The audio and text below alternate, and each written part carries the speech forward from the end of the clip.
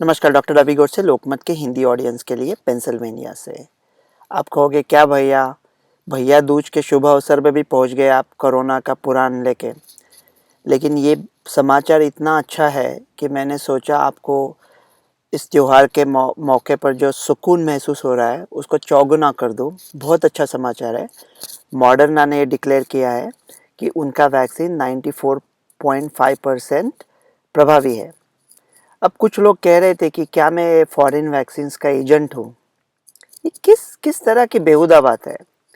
देखो, मुझे कहा गया था कि भारत में जो वैक्सीन बन रहे हैं, भारत के वैक्सीन है, उसके बारे में बात करो। उसको मैं शायराना अंदाज में गालिब की तरह जवाब दूंगा। कोई सूरत नजर नहीं आती, कोई उम्मीद बर नहीं आती। आगे आती थी हर बात पे हंसी, अब किसी बात पे नहीं आती। मौत का एक दिन मुअय्यन है, नींद क्यों रात भर नहीं आती। बात कुछ ऐसी है जो चुप हूँ, वरना क्या बात करनी नहीं आती। अभी क्या बात करूँ इंडियन वैक्सीन पे। जो ऑक्सफोर्ड की वैक्सीन है एस्ट्राजेनेका, वो इंग्लैंड में डिज़ाइन हुई है लेकिन इंडिया में मैन्युफैक्चर हो रही है। वो तो अपने को मिलेगी। और सबसे अच्छी न्यूज़ ये है मॉडर्ना और फाइजर की कि अगर mRNA वैक्सीन अमेरिका में चल रहे हैं तो अमेरिका, इंग्लैंड जैसे नेशंस ने जो एस्ट्राजेनेका से डोसेस खरीदे थे वो जिद नहीं करेंगे कि वो हमारे पास भेजो, वो mRNA वैक्सीन ले लेंगे। दूसरी इंडिया के वैक्सीन है भारत बायोटेक। वो भारत बायोटेक के बारे में कुछ पता नहीं, हमारे न्यूज़पेपर में कोई कोई इतला ही नहीं है, तो उसके बारे में मैं क्या बात करूं। अभी जो मॉडर्ना का 94.5% है, हमारे ये जो फाउची वगैरह जो सब साइंटिस्ट थे वो कह रहे थे, मेरे ख्याल से फाउची बाबा तो द्रोणाचार्य जैसे है।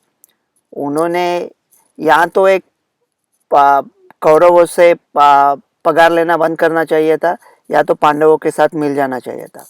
वो कह रहे थे कि वैक्सीन जो कोविड की रहेगी वो 70%, 70% प्रभावी होनी चाहिए। क्यों? फ्लू की वैक्सीन चला लेते हैं हम लोग 30-40%। देखो, हमारे मेडिकल कॉलेज में एक लड़का था, उसको हम लोग प्यार से शैतान कहते थे क्योंकि उसकी हरकतें ही ऐसी थी। वो मेरे पास आया और बोला, रवि, मैंने 5 बार पढ़ लिया लिवर इस किताब से, कुछ मेरे समझ में नहीं आ रहा है, कुछ पल्ले नहीं पड़ रहा है, ये किताब में क्या गलती है। मैंने कहा, शैतू भैया, किताब में कुछ गलती नहीं है, गलती यहाँ है, आपको समझ में नहीं आ रहा है। तो आप ऐसे किसी बच्चे को कॉलेज में, जो सर हर स्कूल में फेल होता है, उसको किसी नए स्कूल में दाखिला कराते हो और हेडमास्टर से कहते हो 70% मार्क्स आने चाहिए। कैसे आएंगे मार्क्स अगर वो आपका लड़का पढ़ता ही नहीं है और उसको कुछ समझ में नहीं आता। तो कोविड वैक्सीन लोग कह रहे थे 30-40-50% इफेक्टिव रहेगी, प्रभावी रहेगी, तो भी ले लेंगे। अभी फाइजर वैक्सीन इज 90% इफेक्टिव और मॉडर्ना की 94.5% इफेक्टिव। ये तो बहुत ही अचरज की बात है, बहुत कमाल की बात है। दुनिया के, विश्व के इतिहास में जो सबसे अच्छी प्रभावी वैक्सीन थी उससे भी ये कई फीसद ज़्यादा है। तो मॉडर्ना की अच्छी चीज़ क्या है और बुरी चीज़ क्या है। देखो, फाइजर और मॉडर्ना को दोनों को एक प्रॉब्लम क्या था कि ये डेटा उनके हाथ में आया था लेकिन हमारे चुनाव की वजह से वो उसको ऐलान नहीं कर पा रहे थे, ताकि उनके कोई ये इल्ज़ाम न दे कि आप चुनाव के लिए जल्दी ला रहे हो। तो उसमें 2 हफ्ते गए। अभी फाइजर की जो वैक्सीन है वो वैक्सीन की 2 डोसेस होते हैं। एक डोज माने 1 दिसंबर को ले लिया, दूसरा डोज 21 दिसंबर को मिलेगा। मॉडर्ना का डोज 4 हफ्ता उसमें डिफरेंस होता है, तो 1 दिसंबर को ले लिया तो 28 दिसंबर तक रुकना पड़ेगा, तो 1 हफ्ते का उसमें गैप आ जाएगा। उसमें ये प्रॉब्लम है और फाइजर थोड़े आगे भी निकल गई थी। लेकिन मॉडर्ना की सबसे बड़ी खूबी ये है कि उनका कोल्ड स्टोरेज फाइजर से कम है। फाइजर वैक्सीन का कोल्ड स्टोरेज लगता है -94 डिग्री फ़ारेनहाइट, सेंटीग्रेड में -70। मॉडर्ना का -4 डिग्री फ़ारेनहाइट, मतलब -30 डिग्री, -20 डिग्री सेंटीग्रेड के बराबर। तो देखो, मैं पिट्सबर्ग में रहता हूँ, -94 फ़ारेनहाइट तो किसी ने देखा नहीं है। लेकिन विंड चिल मिला के -4 फ़ारेनहाइट के दिन आते हैं पिट्सबर्ग में, 5-6 दिन आते हैं हर जाड़ों के मौसम में, और हम लोग फिर भी स्वेटर वेटर पहन के काम पे चले जाते हैं। मुझे तो इतनी हैरानी होती है, मैं बम्बई में पला बढ़ा, और अगर 28 डिग्री सेंटीग्रेड से टेम्परेचर कम था तो मैं पूरे 2 स्वेटर, टोपी और काजल का टीका लगा के घर से निकल जाता था, और अभी -4 फ़ारेनहाइट में मैं काम पे जाता हूँ। तो मॉडर्ना कह रहा है कि -4 पे उनका स्टोरेज रहेगा, लेकिन वो स्टोरेज में से निकालने के बाद वो जब रेगुलर रेफ्रिजरेटर में डालेगी, तब हमको पहले लग रहा था कि वो 7 दिन वो रेफ्रिजरेटर में रह सकती है।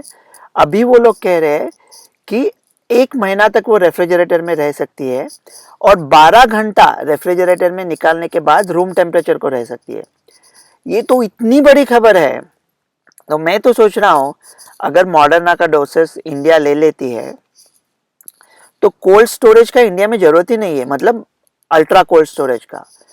अल्ट्रा कोल्ड स्टोरेज से अमेरिका में से निकालने का, रेफ्रिजरेटर स्टोरेज में प्लेन पे डालने देने का, 24 घंटे में प्लेन इंडिया हाजिर, और 29 डेज में हम लोग पूरे इंडिया में डिस्ट्रीब्यूट कर सकते हैं। और छोटे छोटे देहातों में भी, छोटे छोटे दवाखानों में ये दे सकते हैं, क्योंकि अगर रेफ्रिजरेटर में बिजली में कट भी हो गया फिर भी 12 घंटा तक वो चल सकती है। अभी ऐसा कह रहे थे 50 से 1000 करोड़ डोज मॉडर्ना बनाएगी जल्दी। उनको डोसेस यूरोप में, स्विट्जरलैंड और स्पेन में बन रहे हैं। अभी देखो, ये जो 100 करोड़ डोसेस है, एक्चुअली वो 50 करोड़ ही है, उसको 2 से डिवाइड करना पड़ेगा क्योंकि ये 2 डोज की सीरीज है। ऐसा कह रहे हैं कि यूरोप के जो सारे देश है और बाकी कई कंट्रीज है, जापान, ये कनाडा, ये लोग के पास इसका डेटा रियल टाइम जा रहा है, मॉडर्ना और फाइजर का। सो वो रियल टाइम असेसमेंट कर रहे हैं, शायद वो सम्मति दे देंगे अमेरिका के एफडीए के पहले ही। जापान ने 5 करोड़ डोज खरीद लिए हैं मॉडर्ना के, कतार ने खरीदे, कितने खरीदे पता नहीं, इजराइल ने काफ़ी कुछ डोज खरीदे हैं। अभी मैं गूगल कर रहा था, लेकिन भारत ने क्या किया है पता नहीं चल रहा है कि कितने डोसेस खरीदे हैं। देखो, ऑक्सफोर्ड एस्ट्राजेनेका की वैक्सीन तो भारत में आ रही है, लेकिन शायद वो पता नहीं कितनी इफेक्टिव है, शायद 70-80% रहेगी।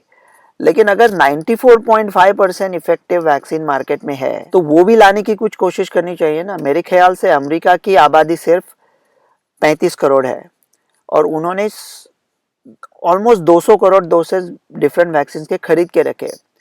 शायद वो वैक्सीन टूरिज्म भी चालू कर देंगे। आ जाओ भैया, ओरलैंडो एयरपोर्ट पे उतर जाओ, 4 हफ्ता पहला डोज ले लो, 4 हफ्ता डिस्नी करो, जाने के समय और एक डोज ले लो, अपने देश वापस चले जाओ। ऐसा वो शायद चालू करेंगे। हम बम्बई में भी या दिल्ली में भी ऐसा कर सकते हैं। अगर हमारे पास वैक्सीन के डोसेस आते हैं, बाहर के देशों के लोगों को बुलाने का, एक डोज देने का, 3 हफ्ता ताजवाज देख के आओ। अपने जो होटल वाले हैं, टैक्सी वाले हैं, उबर वाले हैं, उनको भी कुछ बरकत आ जाएगी ना। ऐसा कुछ सोच सकते हैं। तो ये तो सब बाकी देश कर रहे हैं, अभी भारत क्या करेंगे। लेकिन ये सब दिवाली के त्यौहार के लिए बहुत अच्छी न्यूज़ है। 94.5% इफेक्टिव बोलो जिनको। और मॉडर्ना के डेटा में ऐसा भी आया है कि कुछ लोगों को वैक्सीन लेने के बावजूद भी कोरोना हुआ, लेकिन वो कोरोना से ज़्यादा तरह से सिक नहीं हुए। तो ये भी देखना पड़ेगा कि कोरोना निमोनिया प्रिवेंट होता है, उनको मामूली तरह का कोरोना होता है, क्या वो दूसरे लोगों को कोरोना दे पाते हैं। अगर नहीं दे पाते तो मानो महामारी खत्म हो गई। तो अभी इतना एक उर्दू कविता के साथ उसका अंत करेंगे कि हम क्या क्या दिन आ गए हैं। हम इतने मौज करते थे और अभी शाम को घर जाके आइसोलेट कर रहे हैं। तो उर्दू शेर ऐसा है, सफ़र में राह की आशोब से न डर जाना, पड़े जो आग का दरिया तो पार कर जाना। ये एक इशारा है आफाते नागहानी का, किसी जगह से परिंदों का कूच कर जाना। ये इंतकाम है दश्त बला से बादल का, समंदरों पे बरसते हुए गरज जाना। तेरी कुर्ब भी दूरी का इस्तियारा है, तालाब में चांद का उतर आना। हमारी दम से ही आवारगी ये शब थी, हमें अजीब लगे है शाम ही को घर जाना। डॉक्टर रवि गोडसे, लोकमत के हिंदी ऑडियंस के लिए, पेंसिल्वेनिया से। सब्सक्राइब कीजिएगा अगर मौका मिले तो।